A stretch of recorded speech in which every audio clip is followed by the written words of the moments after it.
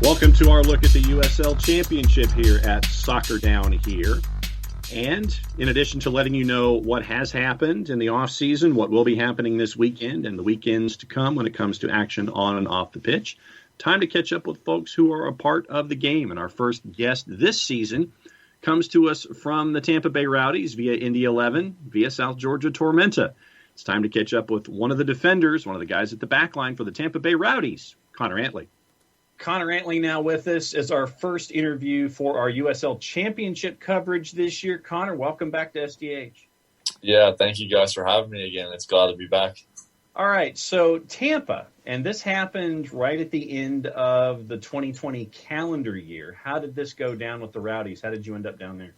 Yeah, so when my agent and I found out that I was not going to be back in Indy for 2021, we had a couple clubs the very next day kind of reach out to us and express interest, and Tampa was one of those clubs. So when I had heard that Tampa was interested, I was excited about that because I had known Neil from before. Neil tried to recruit me before I had committed to Indy 11. And so I had conversations with John, him before. I don't have any of our audio. And so he reached out the again. Media source. I was willing to trade into warmer weather from that cold Indiana. The board is not Indiana up. It's just the there, media so I was source. Excited about you it. Can't hear my it. Wife, and Never it mind. was a good fit for us, and here we are. How difficult was it for you as a professional athlete in the 2020 season? Wow. So 2020, there was a lot of stuff going on the field and off the field. My wife and I had our first child in 2020.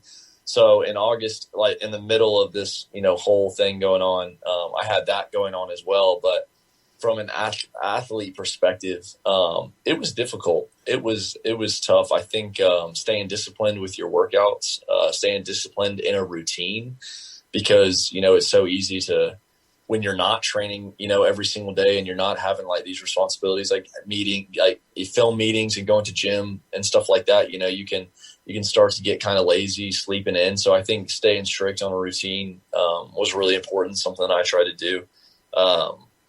But it was something that I think the whole team, the whole league, everyone was, trying to figure out, because it was new for everyone. But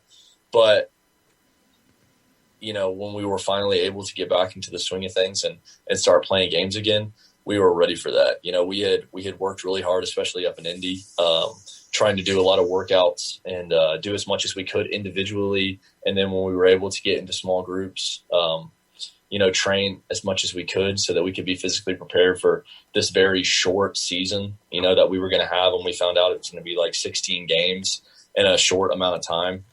So that was something else to kind of wrap your head around a little bit, was that, we were going to be playing, 16 games in a small period of time. So it was difficult, but I think that, being able to get back on the field and play and compete, made it all worth it during quarantine, and made it worth the while for us to, all the time we had to wait.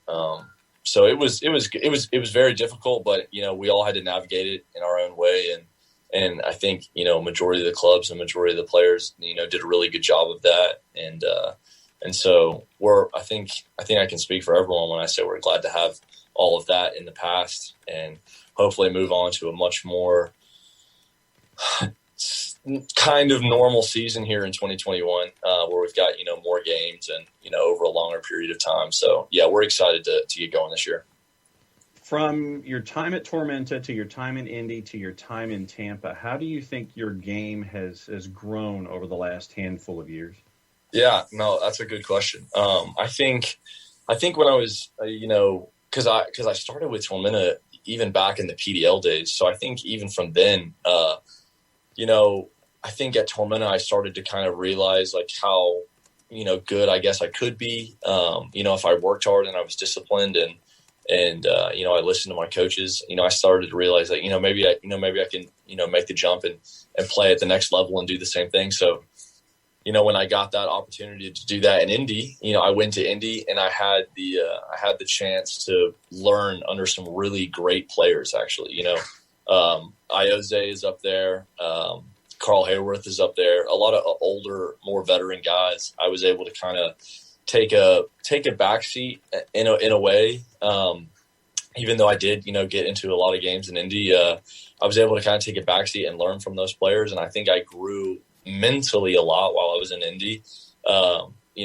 Learning from these guys that have been in the league for 8, 9, 10 years and have been playing there. So, I enjoyed my time there a lot. I really enjoyed the team. The coaching staff was great. But I think, it's only been, I've only been down here in Tampa for like 3.5 months. But I would say I think this is by far probably challenged me the most being here in these 3.5 months because Neil Collins down here is the head coach at Tampa, and he does a phenomenal job, I think, finding the perfect balance of pushing players to their best, but also making sure that they feel comfortable with where they're at. And I think I've grown as a player down here, a lot. I think, that was one thing Neil and I spoke about before I committed to Tampa was that I said, look, I just want you to push me. I was like, I want you to make me a better player. That's all I can ask. And I think he's done that without a doubt. So I think from, when I think back to Tormenta and playing in Statesboro, I think my mentality has changed like a little bit. I thought of it back then, playing with some of my buddies like Marco Micheletto and Mikey Rowe. Like it was just, playing with friends, and enjoying it. We would go out, and I still enjoy it. Don't get me wrong, but it was, it was more of just like a fun environment, I think. And then, as I moved to Indy and being here in Tampa, I've realized it's a lot more serious, and it's a lot more competitive and really, really challenging every single day. So I think that the intensity and the competitiveness is just different. If you get into the championship, I think that guys here are experienced and they're good players, and you're not just gonna, walk over anyone. So it's been a journey. But I'm thrilled with where I'm at and excited for this 2021 season. And you're also a part of a backline that includes guys like Max Lakawecki and Jordan Scarlett, and someone who's a couple of inches taller than pretty much every human being known to mankind in Forrest Lasso. So there's a lot of experience there that you can learn from to help continue to grow.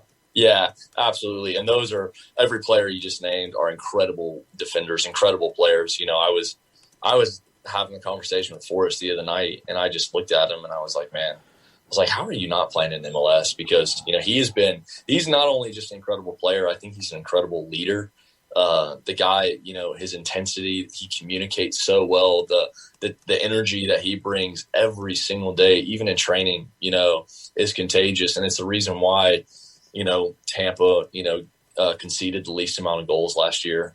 So huge. I mean, Jordan Scarlett, Aaron Gillen, both of them, incredible players, and I'm excited to learn under all of them and get my shot when I can. But they, I've been blessed to be surrounded by such talented players. Conner Antley hanging out with us this time with the Tampa Bay Rowdies Conner Antley version that we're catching up with here on SDH for another couple of minutes. What do you think you need to continue to improve on? What's part of the dossier that you need to work on to continue to grow and evolve as a player?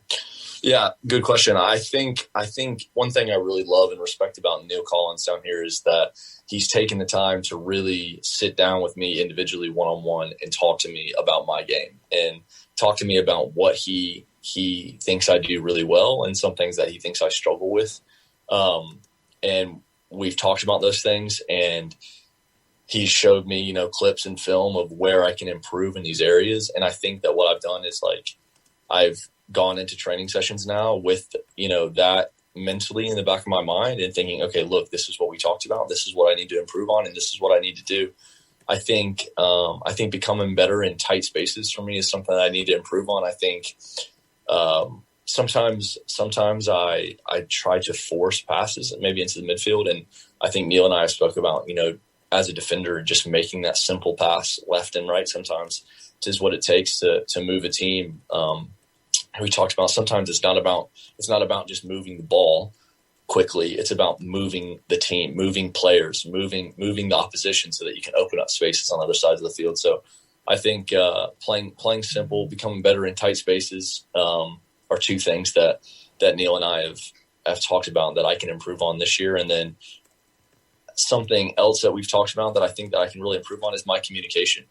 I'm coming into a group of players, I'll use Forrest Lasso for an example, that for 90 minutes in a game, this man is shouting, communicating, giving instruction, talking, and that comes from every player on the back line. It needs to come from every player on the back line.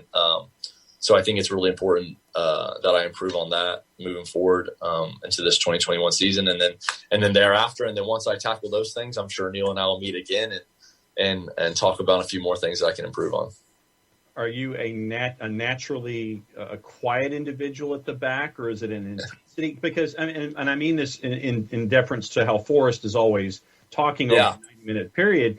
But I mean, do you have to sit there and consciously think about communicating more than you normally would because of how you've been going to this point? I'm trying to figure out, okay, my mindset is X. I have to change it to get to Y. And how does that integrate with you?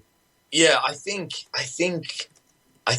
what I've learned from Forrest and Neil, because Neil was a center back as well, is that communication will come more naturally when I become more integrated into the system. This is a new system for me as well, kind of down here.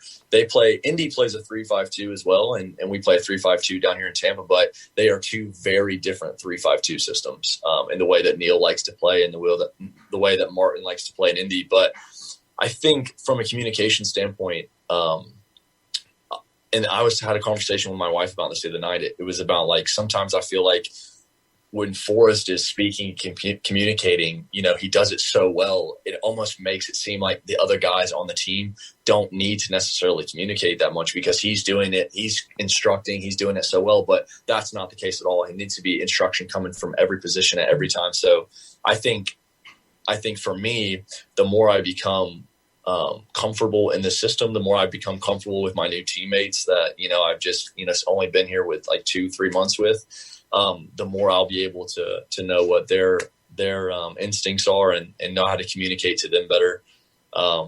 So I think that's something I'm improving on. I mean, that was something that this past week specifically in training that I think I really improved on. And Neil and I actually spoke about it today, that he felt like my instruction and communication and training has been much more intense and very and forward. So he appreciated that, and it's something that I'm going to continue to work on. 4 games at home to start the season. You're a week and a half away from getting your season started as Charlotte comes to town. How itchy are the guys to tackle somebody else other than themselves? Yeah. 4 games at home to start the season is huge, and I know that Neil is expecting no less than 12 points to start the season. The guys on this team I'm getting chill bumps right now just talking about it, because I know the guys on the team are itching to get on the field and play another team. And honestly, it's Charlotte Independence is who we play first, and I'm sorry, but we're going to come out flying, and they're going to know that they've got a tough 90 minutes ahead of them from the first 5 minutes of the game. So the guys are pumped. The guys are itching. We've got one more preseason game left to kind of work on a little bit of details, and then we got Charlotte Independence to start the season, and we are very, very excited. Who is the best soccer-playing Antley in the family currently in USL, and why is it Conner and not Ian in Richmond? Why is it me and not Ian? I think Ian is a very good player. I think Ian and I we play very similar in some aspects of the game, and we're different in others. Ian's got, a lot of growing to do, just like I do. But he is no less competitive in any way than I am. He's very jealous of my current situation, though, right now, being down here in Tampa, because I FaceTime him every day and the sun is shining and it's 85 degrees. So he definitely wishes he was down here, but I know he's enjoying his time in Richmond, and he's got a big season ahead of him. So how good of an uncle is he? Yeah, he's very good, actually. He's very good. We have another brother as well who has a baby girl, and Ian is an unbelievable uncle. He FaceTimes us like actually every day, really, to see our little baby girl and talk to her. He's really, really good with kids, and he just got recently engaged. So him and his fiance will be getting married at the beginning of next year. And so, yeah. The pride of Sharpsburg, Georgia, East Coweta High School, Tormenta, Indy, and now Tampa. Conner, it's always great to catch up with you, and good luck this season. Obviously, we'll be keeping an eye. Thanks for unveiling our coverage here and being the debut segment here for our coverage of the USL Championship here on SDH. Thanks for being a part. We'll be keeping an eye. We'll catch up with you soon. Yeah, thank you so much for having me. I appreciate it.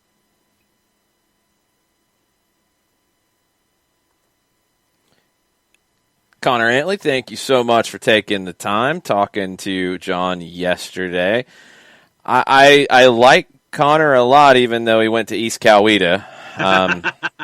We had some issues with East Coweta when I played at Eagles Landing, but I'll push that to the side. Great insight from Conner on some of the differences between Indy and Tampa Bay and everything that he is seeing in his early days with the Rowdies. We started with a representative from the Tampa Bay Rowdies because they were one of the two teams that were supposed to play the USL Championship final. It didn't get played, if you forgot, going back to 2020. You had Tampa Bay players and staff who tested positive for COVID the day before the match. It was canceled. Phoenix Rising and Tampa Bay were recognized as conference champions. There was not a league champion. It just didn't work timing-wise. And you had a lot of different things in play at that time. It was a different conversation than USL League One, where you didn't get the final played, but you had a regular season champion that you could award the league title to. So Tampa Bay won the Eastern Conference. Phoenix won the Western Conference. We're going to dig a little bit more into the Eastern side of things, but just so you know the landscape out west, the Mountain Division this year, Austin Bold, Colorado Springs Switchbacks, El Paso Locomotive, New Mexico United, Real Monarchs, Rio Grande Valley, and San Antonio. In the Pacific Division, it's LA Galaxy 2, Las Vegas Lights, Oakland Roots, who are new to the championship this year, Orange County, Phoenix Rising, Sacramento Republic, San Diego Loyal, and the Tacoma Defiance. Now let's look at the East, and we'll start in the Atlantic where Tampa's based. Tampa Bay, Pittsburgh, Red Bulls 2, the Miami FC, Loudoun United, Hartford Athletic, Charlotte Independence, and our old friends, the Charleston Battery. So a lot of teams we've seen with Atlanta United 2 over the years are now in a separate division. Tampa Bay's got to be the favorite to win the Atlantic, but who else are you looking at, John? Obviously, looking at Charleston with another year of experience that a lot of their firepower have. I know that there are some issues in bringing I think there's still the issues with Leland Archer and trying to get him back to full song with his time that they wanted to try him to get at Hibbs, Robbie Crawford as well. Looking at there, you can't discount Pittsburgh with their defense. And as we always say, last time I checked, if people ain't scoring against you, you've got a chance of getting out of there with at least a point. The Miami FC, that they're not afraid to spend money in a USL Championship sense to bring in firepower that has the more experience than younger clubs there as well. Loudoun, obviously, with what DC United is building, not necessarily looking at them a whole lot, but I am looking forward to seeing their younger talent and seeing it grow and evolve over the year. Hartford, another one of those teams that, you don't know what you're going to get with Hartford sometimes. You're going to get the one that's going to put four in the back of the net, or you're going to get the one that puts up a clunker. So Hartford, for me, is always going to be a question mark. And Charlotte, Charlotte, I think, is going to be another one of those teams it's going to be a pain in a lot of folks' sides. But for me, looking at the Atlantic, it's Charleston, Pittsburgh, Tampa, and the Miami FC as a part of the discussion, hanging around that 4th spot of the 8. Yeah, I think the Miami FC will be better this year. They were really up and down last year. That's a club that expects to win things, and they weren't good enough last year. So what does it look like in 2021? I think they'll be a different animal here in the division. And I'm going to keep an eye on the Charlotte Independence as well. You're 1 year out from Charlotte FC launching an MLS. I do want to see what the Independents look like at the newly refurbished Memorial Stadium. Is that a place that they can be long-term? Is this a club with long-term viability? And we know there's questions about the ownership situation and what things are going to look like long term in Charlotte. I've always said I do think that you can have an MLS team and a USL team in a market. I think you can make it work. The USL team has to be really specific with its branding and its appeal. It's on them, I think, to get it right in that regard, to find their niche, and they can absolutely do it because there's people who want to see live soccer more than 17, 18 times a year. There's people who will go see your product. If it's a good product and they enjoy the experience, they're going to come back. Can the Independents create that kind of experience at the new Memorial Stadium, newly refurbished Memorial Stadium anyway? We'll see. We'll see what that looks like. Let's get into the Central, where Atlanta United 2 will be based this year. Birmingham Legion, Indy 11, Louisville City, Memphis 901, OKC Energy, Sporting Kansas City 2, and FC Tulsa. That's who Atlanta United 2 will be facing. They'll have some longer trips this year, but you'll also see some teams that we just haven't seen in Atlanta to face the twos, especially with OKC Energy, Sporting Kansas City 2, FC Tulsa. What clubs jump out to you in Atlanta United 2's division? Well, obviously, Lou City. I think every year in their history, if memory serves, they have made it to the postseason, and they've made deep runs each and every time. So I know that heading into this weekend, Lou City is making a push to try to make this one of the larger, if not the largest crowd that they've had at Lynn Family. So it will be a hostile environment for Atlanta United 2 as they head to Lou City. So obviously, I'm looking at Lou City. You can't discount what we've seen in Birmingham over the last handful of years, but really for me, I also look at what we're seeing at Indy 11 with their continued build. They've added A.J. Cochran in the offseason. And when you've got a back line that involves A.J. Cochran, Carl Ouimet, who we know from his time all the way back with the Ottawa Fury, and he's been one of the stabilizers for any team that he's been a part of at the back. And then they've got Neville Hackshaw also at the back for Indy 11 as well. No Tyler Patcher, no Evan Newton, and obviously no Conner Antley for Indy, but I think that it's going to be Louisville and Indy for me. That's going to be really the two of the top teams that I'm going to focus on, outside of obviously what we're thinking and how Atlanta United 2, with how they translate into things with Gabriel Heinze and his system working its way down. So I'm looking at Birmingham, Indy, Louisville. Does Memphis turn things around this year? That's another question that I have. And seeing the new guys, I know that we look at Sporting Kansas City too as a second team, and they have a bit of a rough go at it when it comes to their life in USL Championship. Is it any different in a new division? And then obviously with OKC and FC Tulsa, I want to see how they integrate into this division as well. But for me, it's Indy, it's Louisville, it's Atlanta United too, and then looking at it with Birmingham from there. So everybody, basically. Basically everybody, but for different reasons. That's really narrowing it down, John. I know, but my top really, if you're looking at the top 8, half, it's Louisville, it's Indy, and it's Atlanta United too. Those are the three that I would have toward the top. Why Atlanta United too? Because look, we got to be real here, John. Like their goal is not to make the playoffs. Their goal is to develop players, and that's always going to come first. I think they can. I think you want to develop players good enough to qualify for the playoffs. I think it's possible here. Louisville is the class of the division, in my opinion. They'd been to they'd won the Eastern Conference 3 straight times.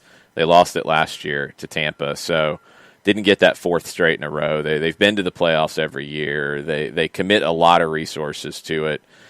Indy had a bunch of injuries late last season and missed the postseason. They should be better. I don't know about Memphis and Birmingham yet. I think both were disappointing. I think both have questions about what they're doing and what they're building, and are they going to be able to compete? And OKC and Tulsa, we don't really know as well yet because we're going to have to wait and see them a little bit. That's a great rivalry between the two of them, so it'll be cool to have that in the division.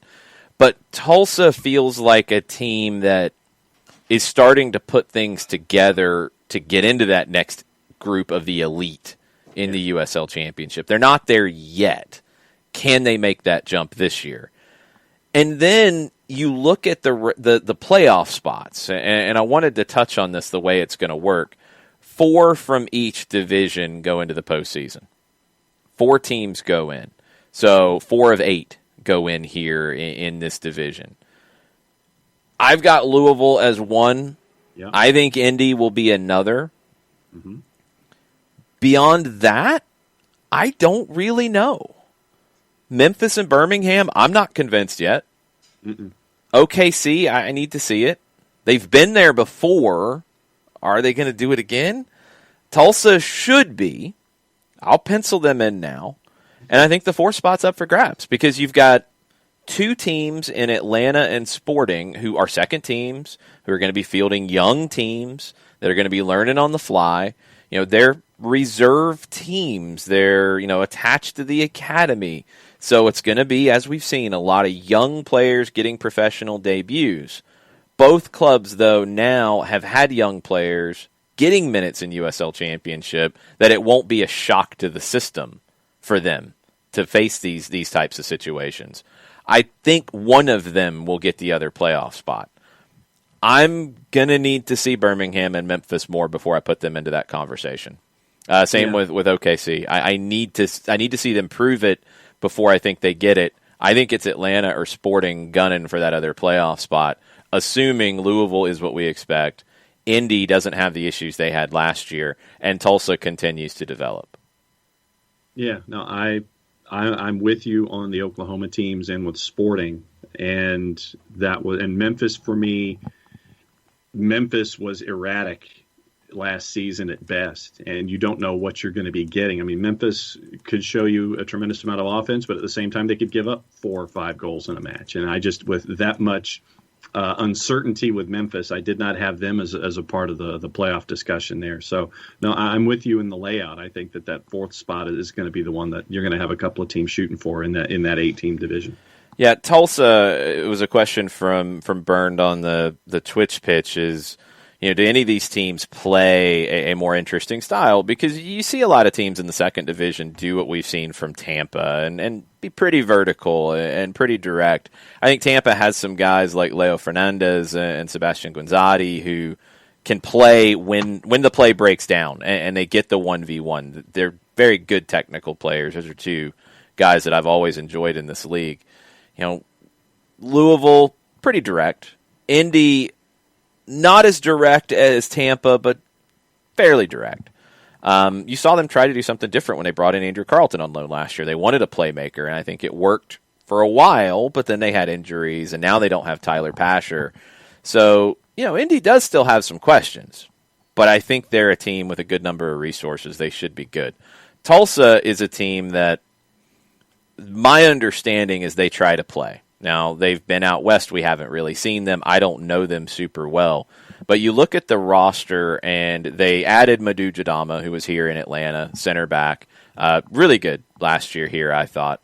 They've added Jorge Corrales, who helped them in a playoff run in 2017. He's back. Joaquin Rivas from El Salvador, a creator. He can score. The guy that I think will do really well for Tulsa and put them in a playoff spot. He did it for El Paso before he went to Miami last year, Jerome Kiesewetter.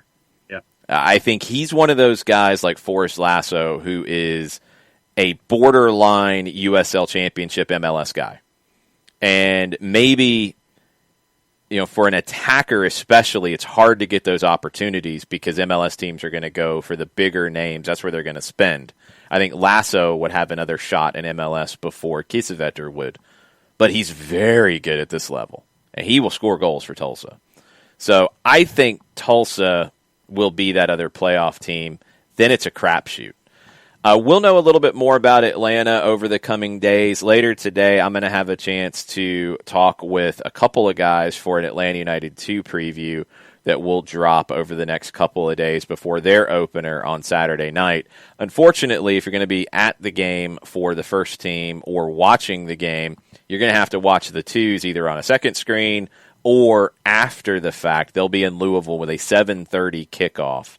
I will be watching that either late night on Saturday or Sunday morning to get caught up on how the 2s do in Louisville. I'll be keeping an eye on the score and updates out of Louisville while we're on with Atlanta and Chicago. But we're going to hear from Who do we have? Philip Goodrum, and we're going to hear from Robbie Mertz, who is new to Atlanta United 2 this year. So that'll be in a preview Atlanta United 2 edition of the podcast that'll be out tomorrow. This little version right here that is going to be part of our Thursday live shows in the mornings will be a separate pod as well. If there are teams, if there are stories around the league you guys want us to cover, give us a heads up. Tweet at us at Soccer Down Here. Tweet at John at OSG Nelson. He's going to be pounding the pavement, getting these interviews, knocking them out. If there's things about the league you want to hear more about, please let us know so we can get that story out there for you. USL League One, same thing. That's going to be on Tuesdays, part of the live Tuesday morning show, but will also be released as a standalone pod for people who can't check out the whole live morning show because they go sometimes for 2.5 or 3 hours or more. It happens. But we're going to be talking more about the lower divisions because this is where the grassroots, I think, really start to bloom in markets like Tulsa. In markets like Memphis and Birmingham, who on the field I've got questions. Off the field, I think they're both great soccer markets. What Charlotte can do this year ahead of the MLS launch next year, and it's not attached to it. How's that going to look? I'm really curious. Tampa Bay, can they continue to grow? A heritage brand. They're owned by the Tampa Bay Rays, a Major League Baseball team. Stable. Can they continue to grow and be a club that we need to pay more attention to? Can all of these clubs develop talent as well? And can Louisville City, a club that we'll see a good bit this season, can they continue to grow into a potential first division kind of team? Can they make that step? We're going to find out a lot this year in the new division for Atlanta United 2, but I think we're going to learn a lot about the league as a whole and where the second division level is in the United States this season with USL Championship. 32 game schedule, 31 teams that are here, and remember, it's the top four. The Atlantic and the Central, they're off to one side. Mountain and the Western, they're off to the other side. You won't have any interaction in a postseason sense until the final game. So it's going to be the 1, the 2, the 3, and the 4 from the Atlantic and the Central going at each other in the postseason on one side, Mountain and the Western on the other, and then they'll integrate for a championship game. It's going to be a fun year, and it's going to be like, and as you say, if there's any story that we're missing that you want us to track down, let us know. That's what these segments are for, and it's going to be fun to chase after these stories all season long. We'll hopefully have some members of the USL front office here in the coming weeks to kind of give us a lay of the land as well on the field and off going into a 2021 season. But that is this week's USL Championship Weekly.